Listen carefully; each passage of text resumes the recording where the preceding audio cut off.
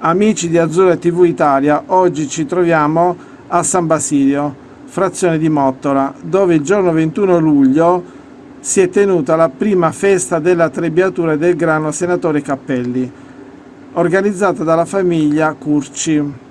La serata è stata lietata da canti e balli popolari con il gruppo folk Mottola e dallo street food.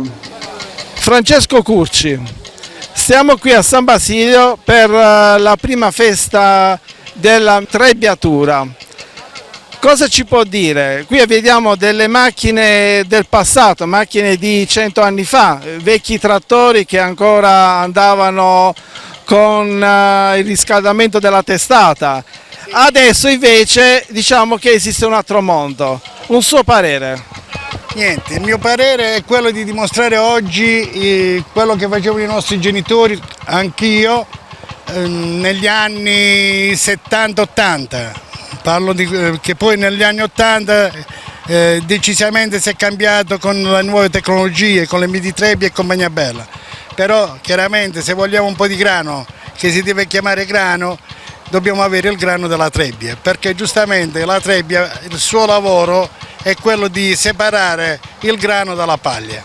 Allora, la paglia va da un lato, il grano va dall'altro, viene passato dentro certi rulli, questi rulli vanno a finire, il grano viene passato in altri battitori dove poi esce il prodotto finito, un prodotto pulito, un prodotto sano. Anche la qualità del grano influisce, nel senso a dire che questo è il grano Senatore Cappelli, porta il nome di Senatore Cappelli perché fu importato nel 1915 pare, dal senatore Raffaele, allora marchese Raffaele Cappelli, portandolo dalla Nord Africa e dalla Tunisia. Dopodiché questo grano è stato portato nella zona di Foggia, dato a un agronomo a Strippoli, dove ne ha fatto tesoro. Questo grano, Senatore Cappelli, è un grano che ha tante proteine, poco glutine, è un grano che non ha bisogno, si può dire che è un grano biologico, non ha bisogno di niente, si va avanti anche con poca acqua, è un grano che si alza di 1,80 m, non ha tanta produzione, però di qualità è un'ottima qualità.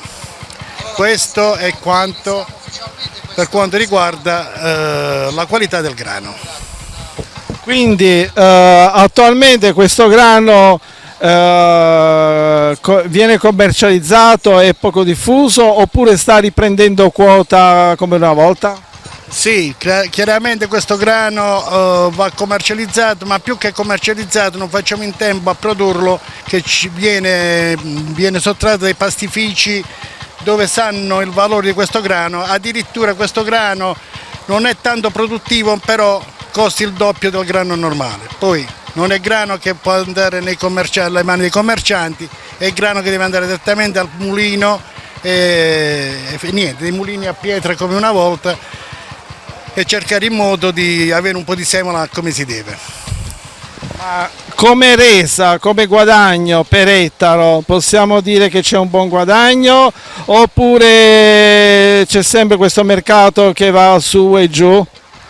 Niente, non ne dobbiamo parlare di guadagni in agricoltura c'è solo sacrifici, tanti sacrifici, non siamo riconosciuti da nessuno e non parliamo d'altro, è inutile entrare in un ragionamento che non funziona, basta, mi fermo qui altrimenti poi andiamo a toccare dei tasti che non voglio toccare. Allora diciamo che l'agricoltura è solo per chi ha passione, una passione sfrenata, altrimenti è meglio che si dedica a un'altra cosa. Signor Curci, ci può essere una seconda edizione, una terza, una quarta? Certo che ci può essere, perché io niente, lo faccio perché quando ero un ragazzino ho portato la trebbia a 14 anni e sono passati 50 anni e niente, comincio a diventare un po' nonnino, no? Allora mi resta solo un po' di questa passione. Dopodiché chi mi segue bene, chi non mi segue vale lo stesso, finché ci avrò le mie forze queste edizioni le farò sempre. Ma per il futuro, i suoi figli, i suoi nipoti, ci può essere un futuro? Ci può essere un futuro perché già da adesso mi aiutano. Se noi vediamo i bambini da 2 anni che stanno qua vicino al trattore, vicino alla trebbia a prendere polvere, non hanno paura della polvere come non ha paura il nonno e i miei figli. Ok, grazie signor Curci.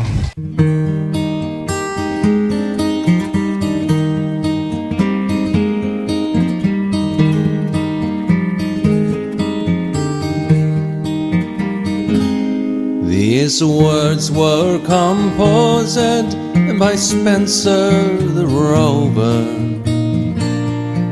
who had traveled Great Britain and most parts of Wales. He had been so reduced, which caused great confusion, and that was the reason he went on the roam.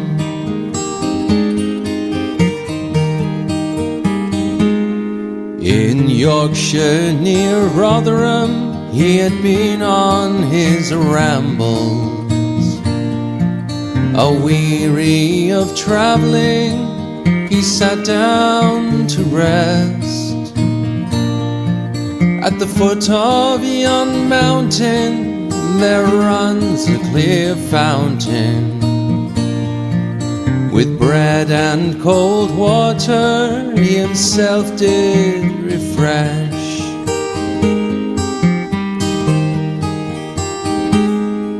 It tasted more sweeter than the gold he had wasted, more sweeter than honey, and gave more content.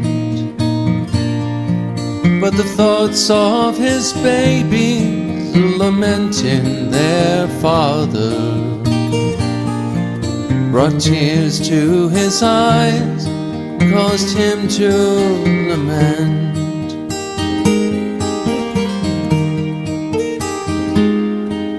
The night fast approaching, to the woods he resorted, with woodbine and ivy his bed for to make. There he dreamt about sighing, lamenting and crying. Go home to your family and rambling forsake.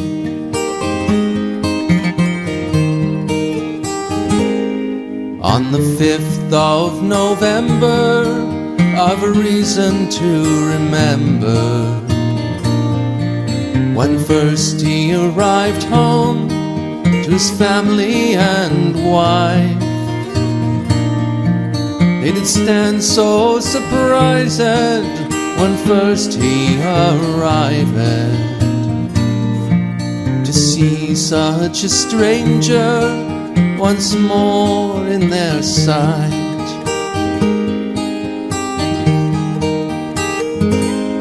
His children came around him to tell him their stories, to tell him their stories and drive care away. Now they are united, the birds of one feather, like bees in one hive, contented they'll stay.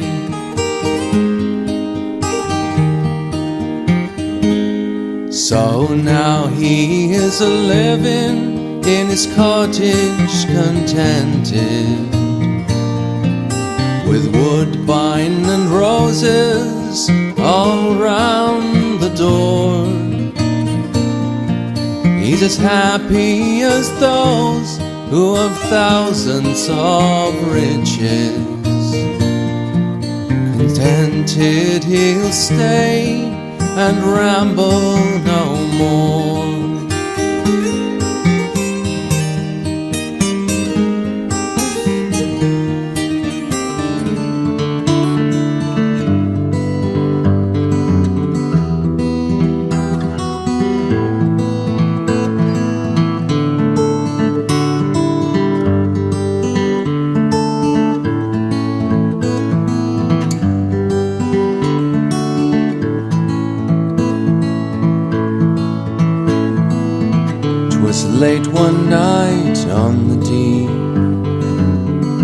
Swinging in my hammock I fell asleep. I dreamed a dream and I thought it true, concerning Franklin and his gallant crew.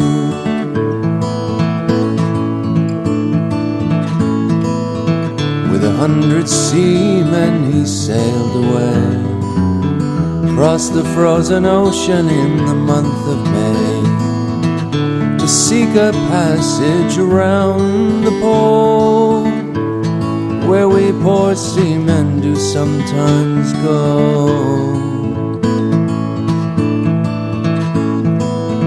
Through cruel hardships the sailors rode, the ships on mountains of ice were thrown. Only the Eskimo in his skin canoe is the only one that ever came through.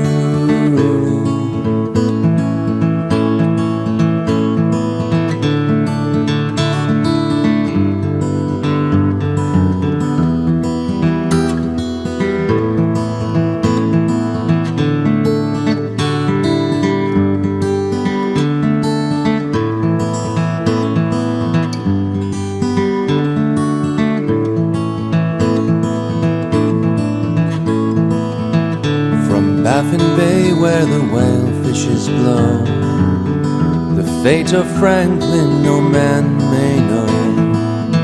The fate of Franklin no tongue can tell. Lord Franklin along with his sailors did well. And now my burden, it brings me pain. Long lost Franklin, I would cross the main. 10,000 pounds would I freely give to say on earth that Lord Franklin did live.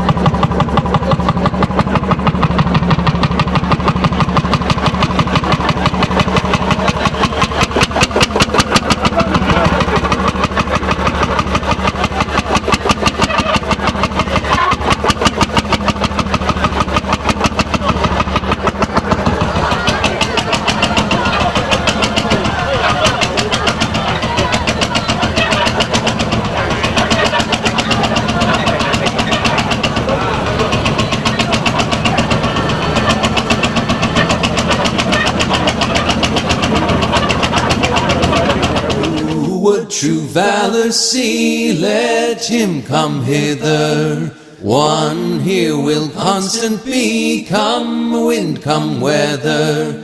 There's no discouragement shall make him once relent his first avowed intent to be a pilgrim. Whoso beset him round with the dismal stories do but themselves confound, his strength the more is. No lion can him fright, he'll with a giant fight, but he will have the right to be a pilgrim. All goblin nor foul fiend can daunt his spirits. He knows he at the end shall life inherit. Then fancies flee away, he'll fear not what men say. He'll labor night and day to be a pilgrim. Who would true valor see, let him come hither. One here will constant be, come wind, come weather.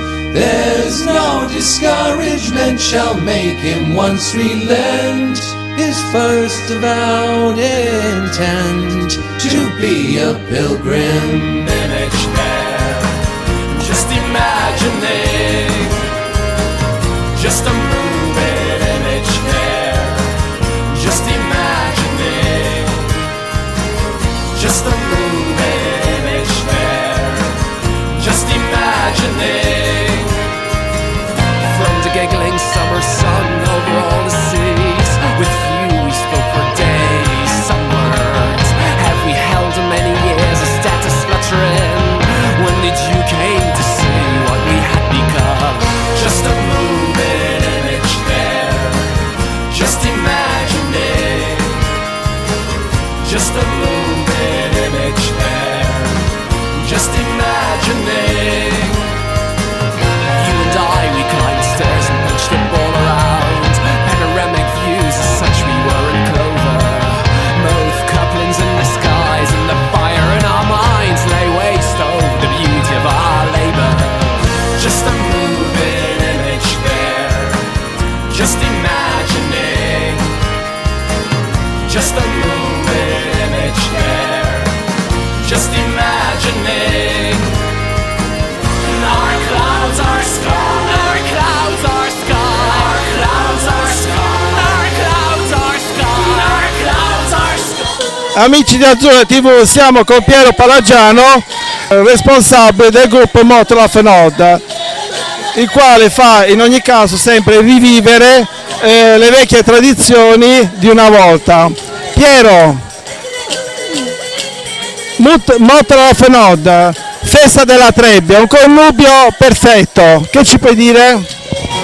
Sì, buonasera, noi siamo qui presenti questa sera in questa prima edizione della Festa della Trebbiatura, dove noi rievochiamo attraverso i canti e balli popolari mottolesi tutti quei fantastici momenti appunto di com'era la trebbiatura di un tempo, e quindi mimando anche alcune scene come quelle del morso della Taranta, il morso della Taranta, e anche un ballo che porta a rievocare tutti i momenti caratteristici dalla formazione dell'immanocchiere, questo insieme di grano, al trasporto tramite la sciummend nell'aia, dove veniva appunto calpestato questo grano o con i piedi delle persone, degli uomini, se era poco, però se era in maggiore quantità veniva calpestato dagli animali. Quindi noi, ripeto, ci troviamo proprio, come si dice,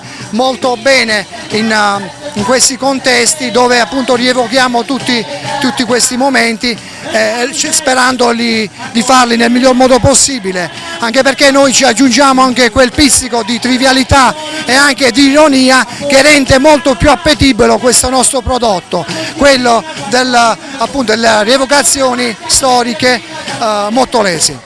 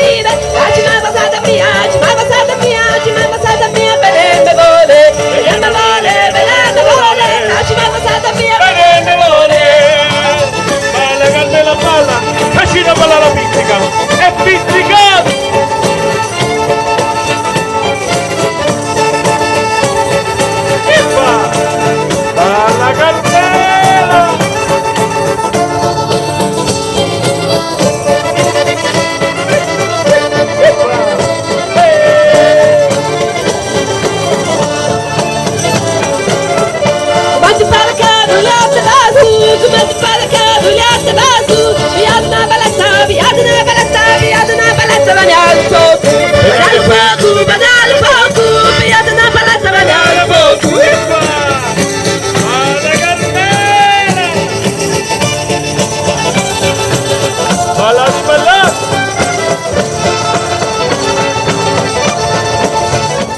Siamo l'emittente Azzurra TV. Brava Ciballa!